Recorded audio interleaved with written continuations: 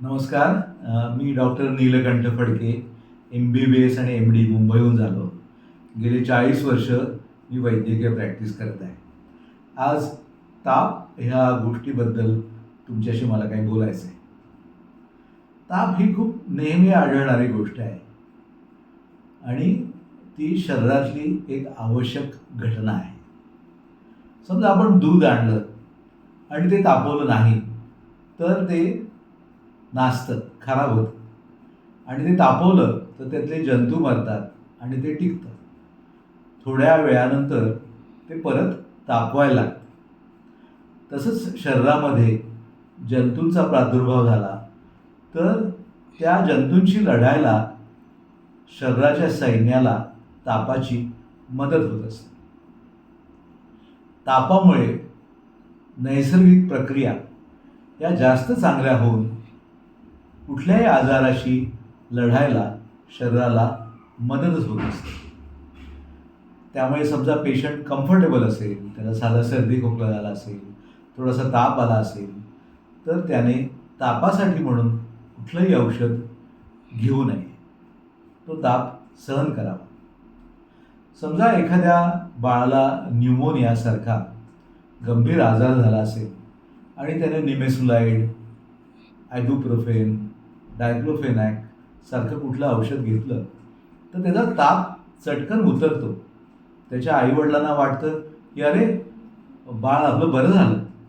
पण न्यूमोनियासारखा गंभीर आजार शरीरात तसाच राहू शकतो आणि त्याच्यावरती योग्य ती ट्रीटमेंट न दिल्या गेल्यामुळे तो आजार जास्त वाढू शकतो.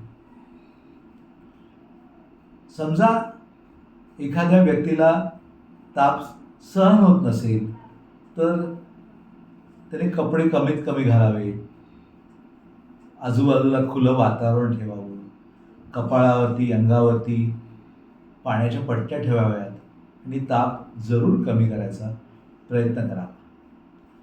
लंघनम स्वेदनम कालो यवागो तिक्तो रसा असं आयुर्वेदाचं सांगणं आहे. ते आजही सत्य आहे. समजा ताप आला असेल, भूक लागली नसेल तर फुकट काही खाण्यापिण्याच्या फंदात पडू नये. भरपूर प्रमाणात गरम लिक्विड्स घ्यावी, जसं सूप घ्यावं, गरम पाणी प्यावं. ताप हा उतरवताना आपण अशी काही औषधं वापरली, आयबुप्रोफेन, निमेसुलाइड, डायक्लोफेनॅक, तर डेंग्यूसारखा आजार जास्त घातक ठरू शकतो. शरीरामध्ये रक्तस्राव होऊ शकतो. उलट काही आजारामध्ये ताप आला तर तो आजार दूर व्हायला मदत होते. आमच्या कुंटे काकूंना संधिवाताचा त्रास होता आणि त्यांची आयुर्वेदाची ट्रीटमेंट चालू होती. त्यांना 2-3 महिने सतत ताप आला आणि त्यांचा संधिवात बरा झाला. तुमच्याही शरीरातील छोट्या व्याधी या ताप आल्यामुळे त्या लवकर बऱ्या होतील. तर तापाचा विशेष त्रास नसेल तर तो अजिबात उतरवू नका. हां, कुठल्या गंभीर आजाराचं लक्षण असेल तर तुम्ही जरूर डॉक्टरांकडे जा. त्या आजाराची योग्य ती ट्रीटमेंट घ्या. पण ताप हा सिग्नल आहे. ताप हा आजार नाही. त्याला फार ट्रीटमेंट द्यायची गरज नाही. धन्यवाद.